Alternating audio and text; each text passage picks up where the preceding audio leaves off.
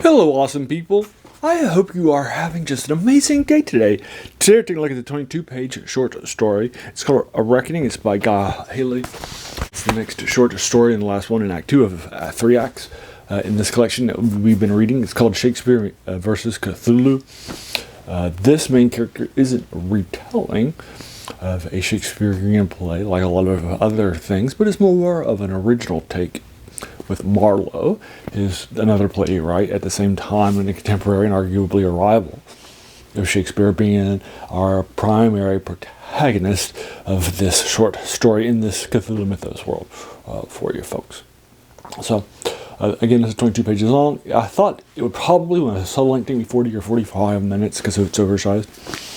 But it took me about about 3 minutes per page rather than 2 minutes per page, and so it was more like an hour and a half, an hour and 5 minutes rather, not an hour and a half. So it was a longer read than I was expecting. It's the longest read in this, although 22 pages isn't the longest short story for folks. As a reminder, I found this collection because it's edited by Jonathan Green, a guy who wrote a lot of game books in the Finding Fantasy and Ace game book series that we've read a few books, and this is linked. It's published in 2016. It does have some fun things here that play into the central core concept of what's happening here. So basically what's happening, again, there's no spoilers and such, but again, but I never really got into the first part of it. I just was never really getting into that. That's not that uncommon. Sometimes in a longer short story like this, it takes a while for me to start to get into it, start to get the flow of the writer, like maybe 5 or 6 pages in, to get the flow of the writing and their speed and such. That wasn't the case here. It took me down another, 5 or 6 pages and such. Not just in this one, but even the middle. And it wasn't until like the last 4 or 5 pages that I finally was like, oh, I can see what's happening here, and I finally figured out what was happening. And I got into a rhythm. So it just didn't feel something that gripped me, even though it was a very long and engaging short story. I also felt like it was longer too for that reason, because I just never got it. So I'm only going to be giving this a 5 out of 10. It's my least favorite short story in this collection for you folks. Now it does make some changes into the Cthulhu mythos, which I don't normally mind, but in this case I feel like it sanitizes some by changing them into words of our own world.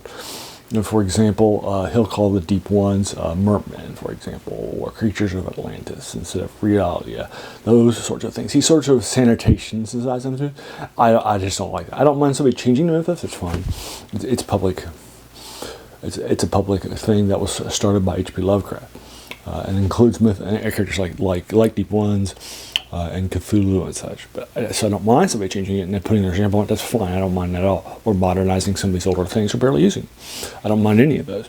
But here he is sanitizing them. He's using our language, things like Neptune, Atlantis, Merman, and such, in order to sanitize basically what's happening. And I just don't like that. I feel like that's taking something that just doesn't work. And so that's another reason why I just don't like this short story for another reason. So that's why I'm giving it a 5 out of 10. I just never got into it except till like the last 5 minutes. On 5 pages, it was a little longer read. It sanitizes some of the Cthulhu mythos. So there you are. Have you read it? If so, let's talk about the comments below. Did you agree to give him a 5 out of 10? If so, let's talk about that more. If you agreed with this one, hit the subscribe button, the like button, the bell button if you're feeling frisky to be notified of my videos, and then also tell your friends. And then finally, I just want to pause just to take a moment to thank you so much for taking some time out of your day and investing it and watching my videos, because we all have so many things that are happening in our lives, right? And we're pulled in so many different directions. So the fact that you spent this time with me, that's incredibly humbling, and I appreciate it. So once again, have a great day.